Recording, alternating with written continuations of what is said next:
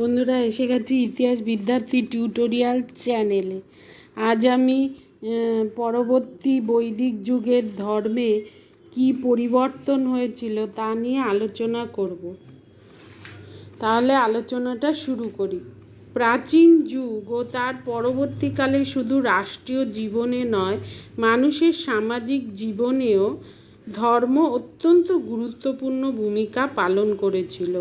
প্রাচীন ভারতে বৈদিক যুগে ধর্মই ছিল সমাজের মূল চালিকা শক্তি। ধর্মের কে কেন্দ্র করে বৈদিক আর্যদের সমাজ জীবন আবর্তিত হতো।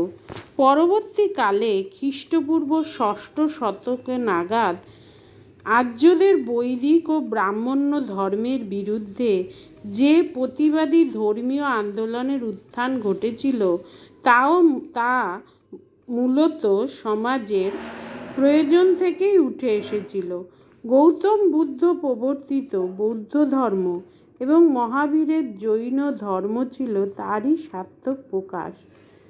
খ্রিস্ট ধর্মের প্রসারের পূর্বে ইউরোপে, গ্রিস ও রোমে বহুত্ববাদী ধর্ম সেখানকার সমাজের সঙ্গে গভীরভাবে যুক্ত ছিল।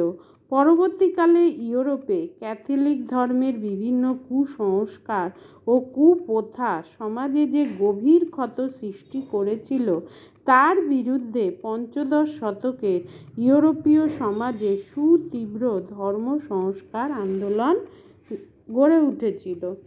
আজ আমার আলোচ্য বিষয় পরবর্তী বৈদিক যুগে ধর্মের ক্ষেত্রে কি পরিবর্তন হয়েছিল। পরবর্তী বৈদিক যুগ 1000 থেকে 600 খ্রিস্টপূর্বাব্দ। এই সময় সাম, যজু ও অথর্ববেদ রচিত হয়। এই সময় পূর্ব ও দক্ষিণ ভারতে আর্য সভ্যতার প্রসার ঘটে।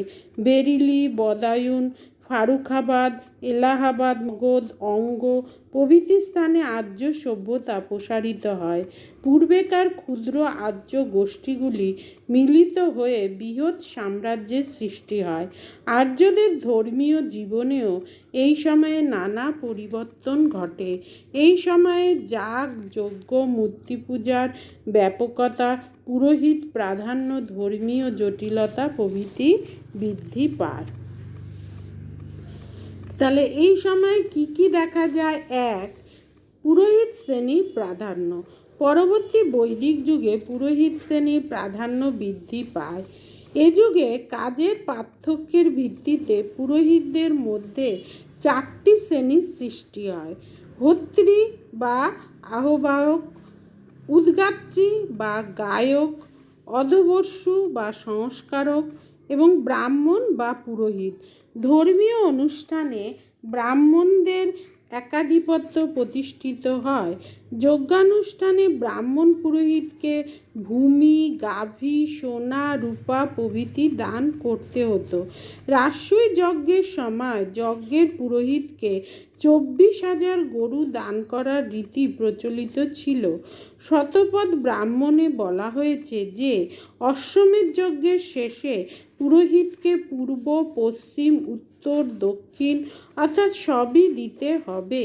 ডক্টর রমিলা থাপার বলেছেন যে পরবর্তী বৈদিক যুগে ব্রাহ্মণরা ধর্মীয় অনুষ্ঠান থেকে প্রাপ্ত দানে বিপুল সম্পত্তির মালিক হয়েছিলেন। 2. ধর্মীয় জটিলতা বৃদ্ধি। পরবর্তী বৈদিক যুগে আর্যদের ধর্মীয় আচার আচরণ ও অনুষ্ঠানে জটিলতা বৃদ্ধি পায়। ধর্মীয় অনুষ্ঠানাদি খুবই ব্যয়বহুল হয়ে পড়ে। এই যুগে আর্যদের ধর্মীয় জীবনে যাগ, যজ্ঞ, মূর্তি পূজা, আড়ম্বর সর্বস্ব, ধর্মীয় রীতিনীতি প্রভৃতি ব্যাপকভাবে বেড়ে যায়। এ সময় একমাত্র ব্রাহ্মণরাই যজ্ঞানুষ্ঠান পরিচালনা করার অধিকারী ছিলেন। যাগযজ্ঞের মতো ধর্মীয় অনুষ্ঠানে নারীরা আর আগের মতো অংশগ্রহণ করতে পারতেন না। এই যুগে নতুন কতগুলো ধর্মীয় আচার অনুষ্ঠানেরও প্রচলন ঘটে। তারপরে 3. দেবদেবীর আরাধনায়ও পরবর্তী বৈদিক যুগে কিছু পরিবর্তন দেখা দেয়। ঋগ বৈদিক যুগের জনপ্রিয় দেবতা ইন্দ্র ও অগ্নির জনপ্রিয়তা পরবর্তী বৈদিক যুগে কমে যায় বা হ্রাস পায়। এদের পরিবর্তে সৃষ্টিকর্তা ব্রহ্মা, রক্ষাকর্তা বিষ্ণু ও পশুরাজ রুদ্র এর গুরুত্ব বৃদ্ধি পায়। সিন্ধু সভ্যতার যুগে শিব পরবর্তী বৈদিক যুগে রক্ষাকর্তা বিষ্ণু রূপে পূজিত হন। এই যুগের শেষের দিকে শ্রীকৃষ্ণ ও শ্রীরামচন্দ্রকে বিষ্ণুর অবতার রূপে গ্রহণ করা হয়। এই সময় পুষণ নামে শূদ্র শ্রেণীর নিজস্ব দেবতা ছিল, বৈশ্যদেরও পৃথক দেবতা ছিল বলে মনে করা হয়। 4. কর্মফল ও অলৌকিকতা। পরবর্তী বৈদিক যুগে ধর্মে কয়েকটি নতুন ধারণার জন্ম হয়। এই সময় ধর্মে কর্মফল ও জন্মান্তরবাদ ধারণার উদ্ভব ঘটে। পূর্বজন্মের কৃতকর্মের ফল ভোগের ধারণাকে কর্মফল এবং মৃত্যুর পর আত্মার নতুন দেহ নিয়ে জন্মগ্রহণ করার ধারণাকে জন্মান্তরবাদ বলে। পরবর্তী বৈদিক যুগে মানুষ বিশ্বাস করতে শুরু করে যে মৃত্যুর পর পূর্বজন্মের কৃতকর্মের ফল ভোগ করার জন্য আত্মা আবার নতুন দেহ নিয়ে জন্মগ্রহণ করে। এই কর্মফল ও জন্মান্তরের হাত থেকে মানুষের মুক্তি নেই, তাই দুঃখ ও নিরাশা থেকে মানসিক শান্তি পাওয়ার জন্য সন্ন্যাস গ্রহণের জনপ্রিয়তা বাড়ে। পরবর্তী বৈদিক যুগের ধর্মে নতুন নতুন দার্শনিক তত্ত্ব এবং অলৌকিক বিষয় বেশি পরিমাণে যুক্ত হয়ে পড়ে। ধর্মে অবতারবাদ, তন্ত্রমন্ত্র, জাদু, ইন্দ্রজাল প্রভৃতির প্রবেশ ঘটে। পাশাপাশি জড়বাদ বা বস্তুবাদের উদ্ভবও এই যুগেই হয়। ঋষি উদ্দালক জড়বাদী তত্ত্ব প্রচার করেন। তিনি বলেন যে জীবনই একমাত্র সত্য, জীবনকে গুরুত্ব না দিয়ে পরলোকের ভাবনা মূল্যহীন। তাই তিনি ঈশ্বরকে বাদ দিয়ে তার স্থলে প্রকৃতিকে স্থান দেন। সবশেষে বলা যায়, ঋগ্বৈদিক যুগে রাজা ছিলেন মূলত একজন সামরিক নেতা। ধর্মীয় কাজে পুরোহিত ছিলেন সর্বে সর্বা, সেখানে রাজার কোনো প্রভাব বিস্তারের সুযোগ ছিল না। পরবর্তী বৈদিক যুগে রাজার উপর দেবত্ব আরোপের কাজে পুরোহিত শ্রেণী রাজাকে সহায়তা করত।